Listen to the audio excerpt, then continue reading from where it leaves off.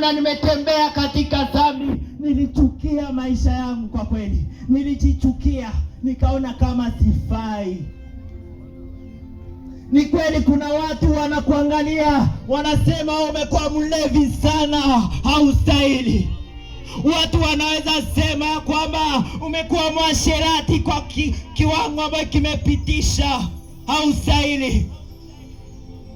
Ni kweli watu wanaweza kusema ya kwamba umekuwa mwizi na umejulikana hivyo, wanasema haustahili.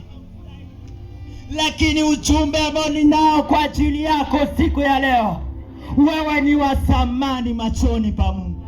Amen. Wewe ni wa thamani machoni pa Mungu. Amen.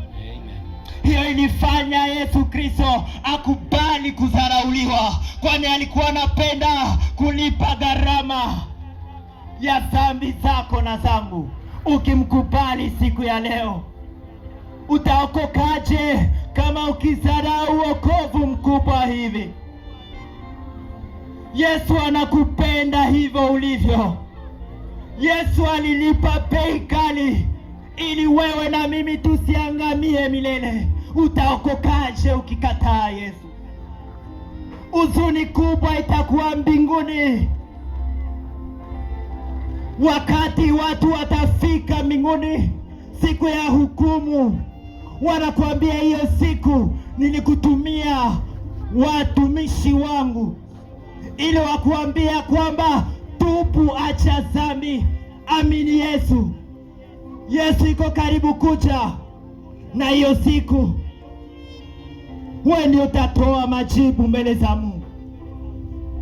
Nilisema mimi siwezi kukuokoa, pesa haiwezi kukuokoa, lakini mimi niko sauti ambayo inakuja kutangazia ya kwamba kuna possibility yako ya kuokoka siku ya leo. It's possible today to give your life to Jesus.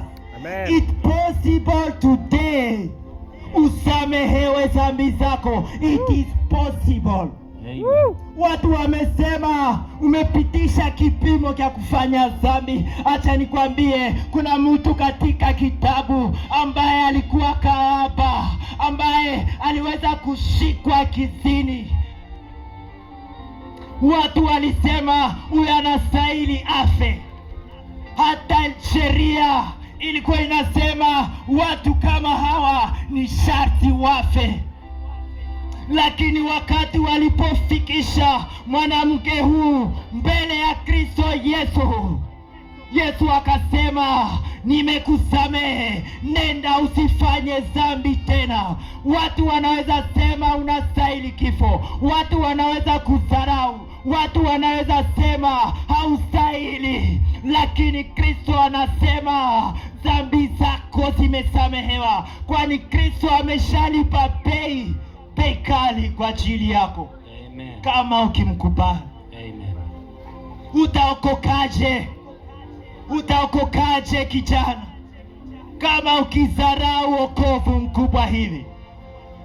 Utaokokaje kama ukituangalia na kusema hao watu wanakosa vitu ya kufanya? Hatukosi vitu ya kufanya, kwani tunafanya kitu ambacho ni cha muhimu, ambacho kinahusu maisha yako. Hiyo siku ya mwisho utasemaje? Utasema nini mbele za Mungu?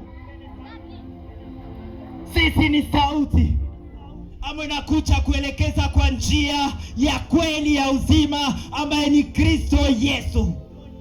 Hatukuletee vitu ya religious, hapana. Hatukuletee dini, tunakuletea relationship with Jesus.